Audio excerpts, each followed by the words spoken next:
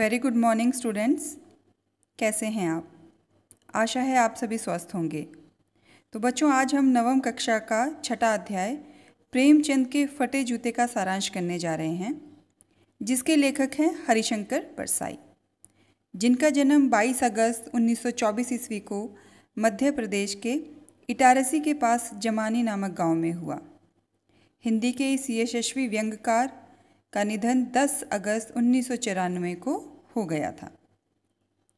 तो आइए बच्चों, शुरू करते हैं सारांश।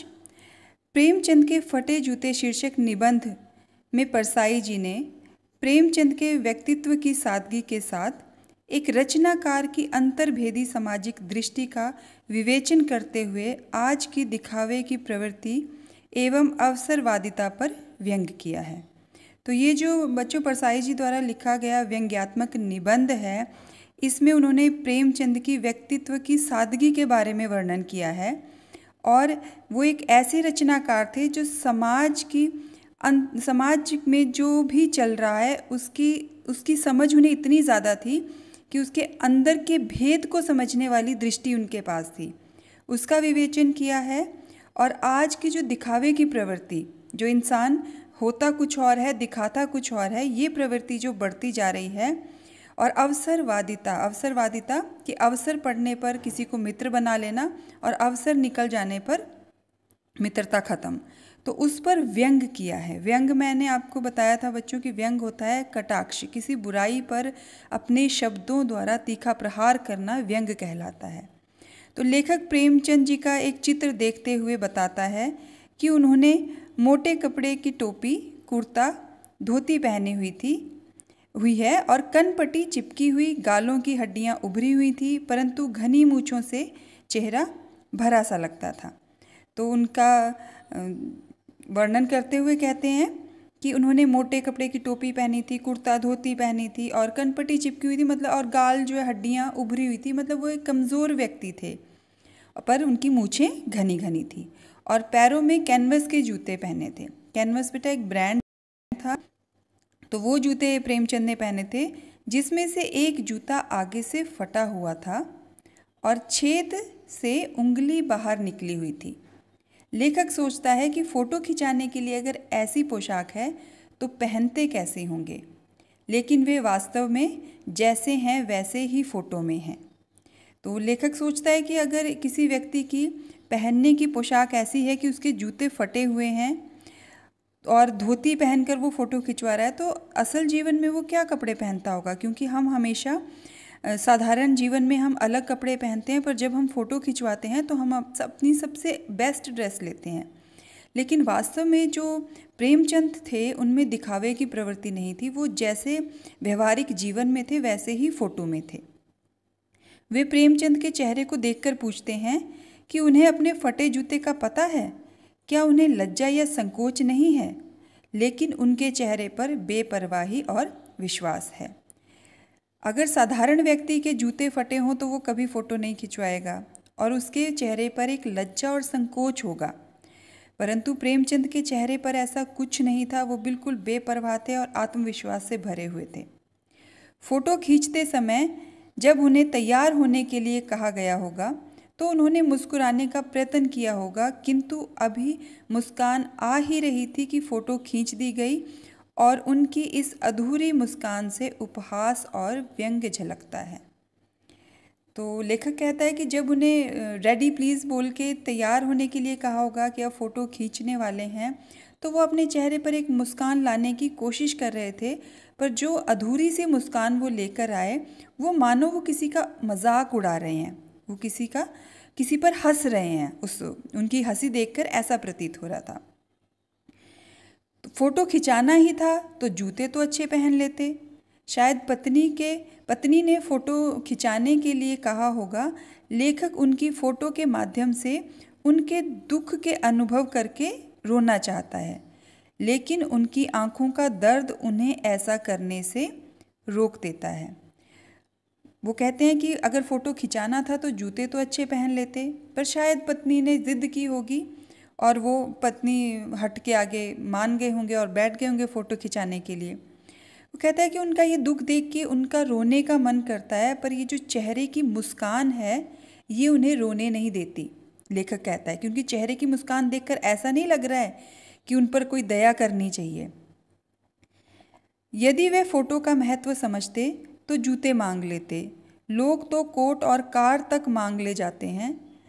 लेखक व्यंग करते हुए कहता है कि लोग इत्र लगाकर खुशबूदार फोटो खिंचवाते हैं। वो कहते हैं कि प्रेमचंद इतने साधारण व्यक्ति थे कि उन्हें फ़ोटो का महत्व ही पता नहीं था।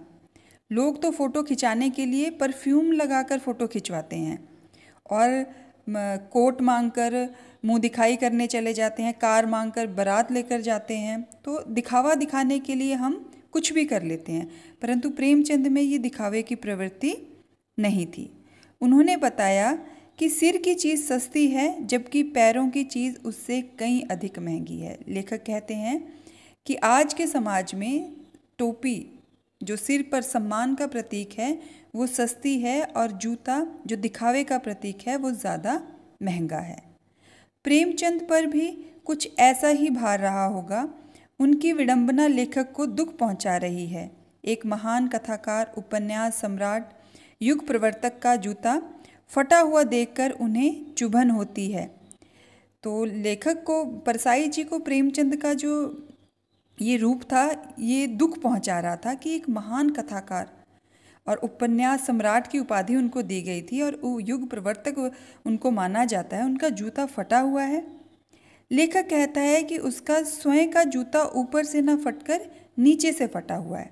लेखक कहता है कि जूता मेरा भी फटा हुआ है, परंतु मेरा जूता नीचे से फटा हुआ है, वो किसी को दिख नहीं रहा है, पर प्रेमचंद का जूता दिखाई दे रहा है, तो उसकी लज्जा होनी चाहिए। जूता तो मेरा भी फटा हुआ है पर वो तला फटा हुआ है, वो किसी को दिखाई नहीं दे रहा, और जब दिखावा अच्छा है तो सब कुछ अच्छा है। लेकिन पैर के जख्मी होने पर भी उंगली दिखाई नहीं देती। लेखक जैसे लोग वास्तविकता को आडंबर के आवरण से ढकना चाहते हैं, जबकि प्रेमचंद जैसा व्यक्तित्व सच्चाई और सादगी को अपनाने वाला है। तो लेखक कहते हैं कि हम जैसे लोग वास्तविकता को ढक देते हैं दिखावे के आवरण से, हम उस पर दिखावा डाल देते हैं, पर प्रेमचंद जो है वो सच्चे और सादा इंसान थे। वो जैसे हैं वैसे ही खुद को दिखाना पसंद करते थे। लेखक का जूता नीचे से फटा है, उनके पाँव में जख्म हो रहा है, पर उन्हें इस बात की तसल्ली है कि कम से कम वो लोगों को तो नहीं दिख रहा, मेरा दिखावा तो अच्छा है। यहाँ लेखक प्रेमचंद जी के विषय में बातें कर रहे हैं कि वो बड़े शान से फटे जूते पहने हुए हैं, जबकि लेखक ऐसे जूते कभी भी नहीं पहन सकता है। ये लेखक जो है वो समाज को रिप्रेजेंट कर रहा है कि समाज के जो लोग हैं वो कभी भी फटे जूते नहीं पहनेंगे, और लेखक बड़े शान से फटे जूते पहनकर बैठे हुए हैं। लेखक उनकी व्यंग मुस्कान का अभिप्राय पूछता है कि जो हल्की सी मुस्कान उनके चेहरे पर है, जो मानो समाज पर हंस रही है, उसका अभिप्राय लेखक पूछते हैं। वह प्रेमचंद के कई पात्रों का सहारा लेकर अपने प्रश्नों का उत्तर जानना चाहते हैं। तो अध्याय में बेटा आपने देखा होगा कि गोदान के होरी के बारे में बताया गया, सुजान भगत, ये उनकी कहानियाँ और उपन्यास हैं प्रेमचंद के।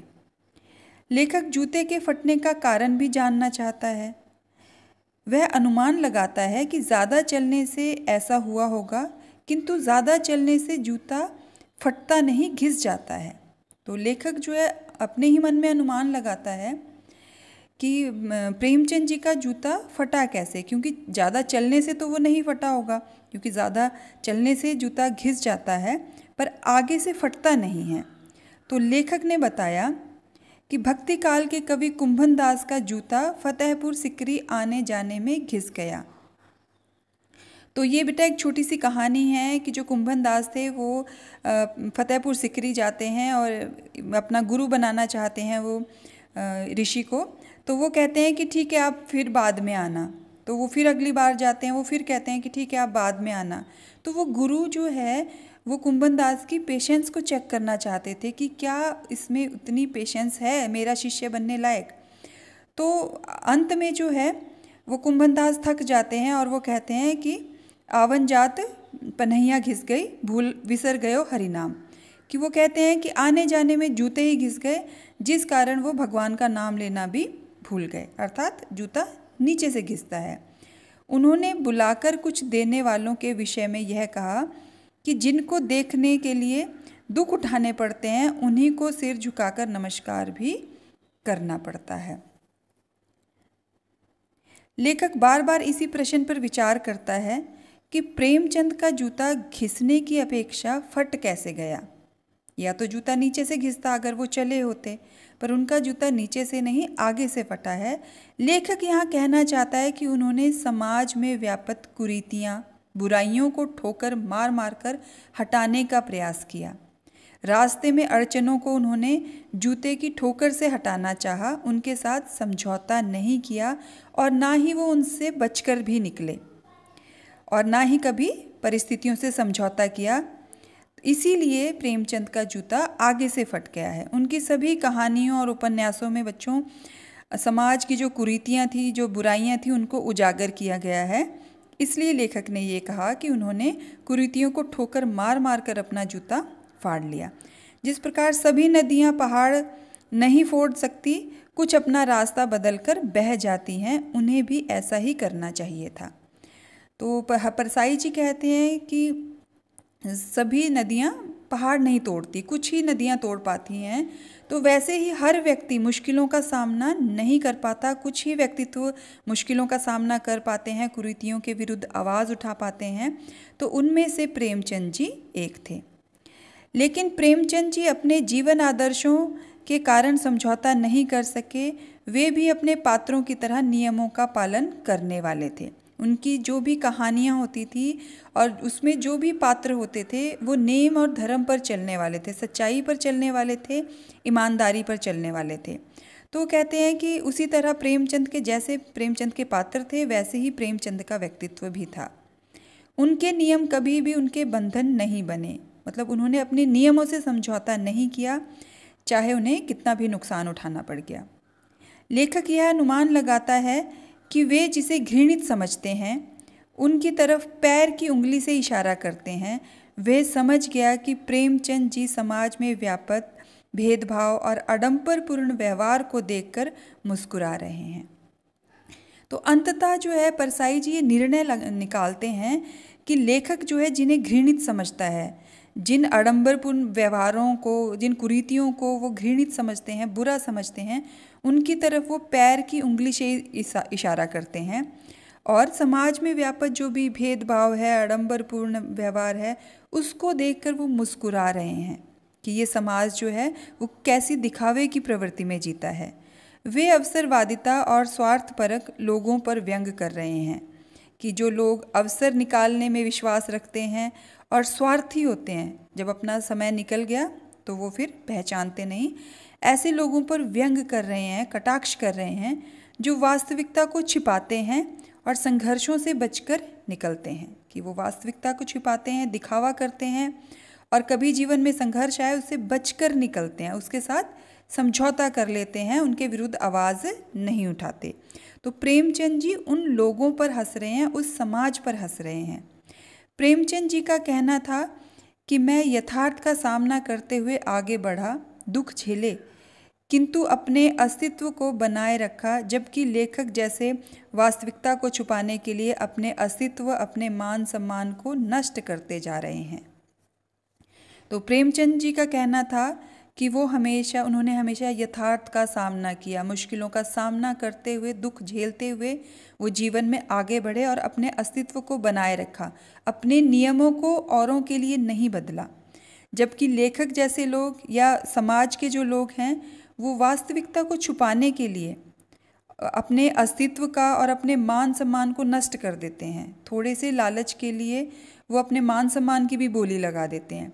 ऐसी परिस्थितियों में वे कैसे जीवन व्यतीत कर सकेंगे कि ऐसे लोग कैसे जीवन को व्यतीत करेंगे जो हर वक्त अपने मान सम्मान के साथ समझौता करते रहते हैं और कुरीतियों को अपनाते रहते हैं।